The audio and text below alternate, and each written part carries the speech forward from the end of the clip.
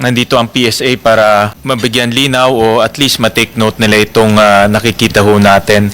Naintindihan ko ho sa PSA na nag-file na sila sa OSG para i-cancel yung birth certificate ni Alice Go. Tama po ba? Yes po, sir. Engineer? Kay Alice Go lang ba? Kasama po yung mga kapatid.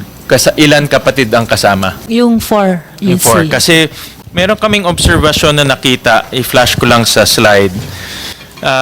Kay Alice Go, kay Sheila Go, kay Seaman Go, at kay Wesley Leal Go.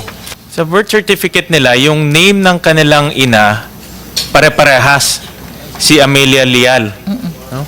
Yes, yes. But doon sa testimonya ni Alice Go, dito sa committee, na siya ay anak ng kasambahay. No? Na ang pangalan ng kasambahay ay Amelia Leal. Di ba ho? Yes, sir. So dito sa birth certificate, lumalabas, 4 na beses nabuntis yung kasambahay. Based on record, sir. No? Parang unusual, no? Kasi yung kanyang first testimony, sinabi niya na yung kanyang ina hindi niya nakilala dahil kasambahay at hindi niya na nakilala. Pero succeeding years, nabuntis ulit ng 3 beses pa. Yes, sir. No? So that's one.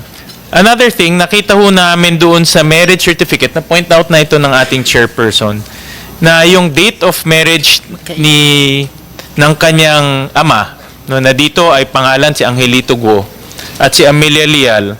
No, kay Alice at kay Sheila, ang date of marriage is October 14, 1982. Yes, sir. Tama?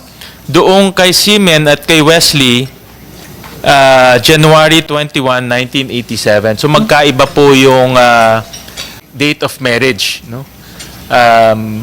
And plus, nung tinignan ng PSA, wala naman silang marriage certificate at all. Wala po, sir. Correct? Wala Tama po sir. ba? Wala Negative. No? So obviously, itong mga dates na ito, peke.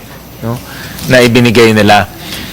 Pero nagtanong-tanong pa rin ho kami sa Caloocan Civil Registry tungkol dito sa dalawa because we were doing further investigation. Na-investigahan nyo pa itong si Seaman at si Wesley? We have already requested for an ocular inspection. However, the local civil register questioned the authority to conduct the ocular visit. So we are coordinating with the local chief executive so that we can do further verification po dun sa ano. The local civil registry questioned your authority? Actually, sir, because we have a representative registration officers from the field office that will conduct the ocular. Okay. So we are coordinating with the local po. But in due fairness, kinausap po namin yung local civil registry and very cooperative naman sila sa amin. No? In due fairness to the local registrar. And maybe because kapitbahay namin, Valenzuela, Caloocan, magkatabi. No? So, she was very cooperative. And binigay niyo ho sa amin yung mga facts surrounding kay Seaman at kay Lialgo. At one of the supporting documents kay Seaman and kay Wesley Go is a baptism certificate. Meron ho siyang baptism, itong dalawang may baptism certificate. No? Ipa-flash ko na lang later on yung actual baptism certificate. And we dug deeper, tinignan namin kung totoo itong baptism certificate. And then nag-certify yung San Roque Cathedral Parish na wala silang ganyan na birth certificate or baptismal certificate doon sa church na yon. No? Pumunta ho kami doon, binigay namin yung in-issue na yung supporting document na baptismal certificate. Pinakita namin sa kanila at sabi nila walang ganun na mga tao na binaptize doon sa kanilang lugar. And they issued itong bagong official negative certification. So, ang punto ho dito, nakikita ko may pattern with this family. No? Especially yung kanyang ama, no? Na nagbibigay ng maling impormasyon, ngayon nagbibigay ng pekeng dokumento No, kasi kailangan ng supporting documents. Tama, ma'am, the engineer? Can you put it para ma-record? No? Yes, sir. Kailangan po yung supporting documents because yun po yung evidence, facts of the birth. Kay Sheila kay Sheila at kay Alice walang supporting documents whatsoever, Yes, diba? yes. Dito kay Seaman at kay Wesley may supporting documents pero peke.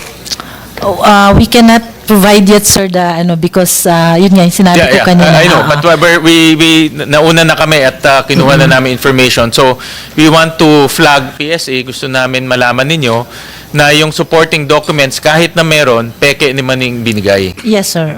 We're also doing that, sir. Kung nakuha namin yung mga supporting documents, sinusundan namin yung, kagaya po yung ginawa nyo, baptismal, is it valid? Based sa findings niyo hindi, then that makes it a proof na talagang hindi authentic yung oo. And then- And in fact, sir, ginagawa din po namin, we go to the barangay and ask whether these are residents talaga nung time na yon. And I want to put emphasis na napakalaki ang problema natin sa late registration process. Dapat seryosohin to ng PSA at gumawa na ng aksyon. Kung kailangan ng batas, dapat gumawa na tayo ng batas dahil after nitong investigation ng committee, lumabas na hindi lang ginagamit to ng mga criminals para makakuha ng Filipino citizenship. Nabalitaan namin na ang Canadian Embassy ngayon nagre-require na ng DNA test pagkukuha ka ng visa na may bata kang kasama. Kasi na-detect nila na yung birth certificate na ginagamit ng bata ay peke dahil ayaw nila dumaan sa adoption process. Mabusisi kasi ang adoption process natin, USECT, di ba? Napakabusisi yun. To shortcut, mag-i-issue na lang sila ng peking birth certificate na anak nila itong batang to. No? Siguro mga Filipino rin para magkamukha. No? But because of that incident, ang Canadian Embassy ngayon naghigpit na, kailangan may DNA test. So hindi lang enough yung birth certificate, dapat may DNA test na nagpapatunay na anak mo talaga yung bata. So, ang punto dito ay itong late registration process natin, nagagamit na rin for human trafficking ng bata, USECT, because this is tantamount to human trafficking.